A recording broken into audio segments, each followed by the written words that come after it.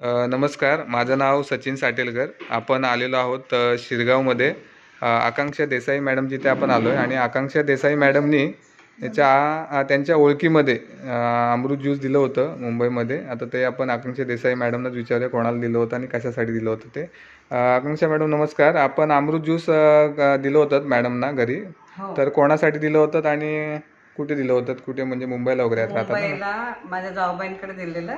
जाऊबाई आणि दीर दोघांनाही दिलं होतं ठाण्यामध्ये. अच्छा, ठाण्यामध्ये दिले. हा, ठाण्यामध्ये दिलेलं. आणि जाऊबाईंना पण प्रॉब्लेम होता, दीरांना जास्त प्रॉब्लेम होता. अच्छा, आता दोघांनाही बरं वाटतंय ते. Okay okay. आता मॅडम मला सांगा, जेव्हा सरांना तुम्ही अमृत ज्यूस दिलं आणि काय दिलं होतं? ऑर्थोजी दिलं होतं ना? अमृत ज्यूसची बॉटल असेल तर हा, हे बघा. आणि सरांसाठी आता मला सांगा, त्यांना काय त्रास होतो त्या आधी सरांना? त्यांना पार्किंगचा त्रास होता. अच्छा. 7-8 वर्ष झाली त्या गोष्टीला.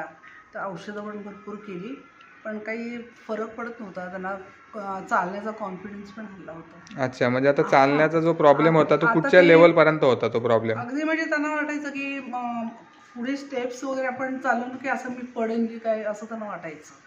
पण म्हणजे मी जाऊ शकेन का, चालू शकेल का, एकटं जायला ते घाबरत होते. म्हणजे त्याच्यानंतर मग माझी जाऊ आली, तिला काही तिचे प्रॉब्लेम होते, तिचा चांगला रिझल्ट आल्यानंतर तिने म्हणाले की मीनाताई तुम्ही हे औषध घेऊन बघा म्हणून. म्हटलं ठीक आहे, तू दे म्हटलं. मग मी त्यांना चालू केलं ते औषध. ह्या 3 महिने झालेले. अच्छा, 3 महिन्यामुळेच त्यांना चालण्याची वगैरे कॉन्फिडन्स यायला लागला. म्हणजे एकटे ते चालायला लागले आणि स्टेप्सने वगैरे वरती चढायला लागले. म्हणजे आता वरती बिल्डिंग मध्ये कुठल्या फ्लोअरला असता तुम्ही? थर्ड फ्लोअरला असता. अच्छा, मग तिथनं आता चालणं बिलणं खाली का उतरतात वगैरे आता ते? उतरतात, चढतात आणि व्यवस्थित चालतात. आता हा जो त्रास होतो किती वर्षापासून होता त्रास? 7 ते 8 वर्ष 7 ते 8 वर्ष चालू होते. आणि याच्यावर तुम्ही औषध गोळ्या डॉक्टर किती झाले होते? भरपूर केलं त्यांच्यासाठी. ते पार्किंगच्या डॉक्टरने ते सांगितलं. हां, नाही आयुर्वेदिक नाही, ॲलोपॅथिकच होतं ते. आता ते म्हणाले ते जाणार नाही म्हणाले, पण त्याच्यावर म्हणाले एक्सरसाइज करा वगैरे असं सांगितलं. ते सगळं चालू होतं, पण त्यांचं कॉन्फिडन्समुळेच मला जरा ते झालं होतं की हे चालणार कसे म्हणून. बरोबर. त्याच्यासाठी मी बोलली की आपण ते औषध चालू करूया. बरं, आता मला सांगा, आपला अमृत ज्यूस किती महिने चालू केले झाला तो आणि कधीपासून फरक पडायला चालू झाला? कितव्या दिवसापासून? 2 बाटल्या घेतल्या.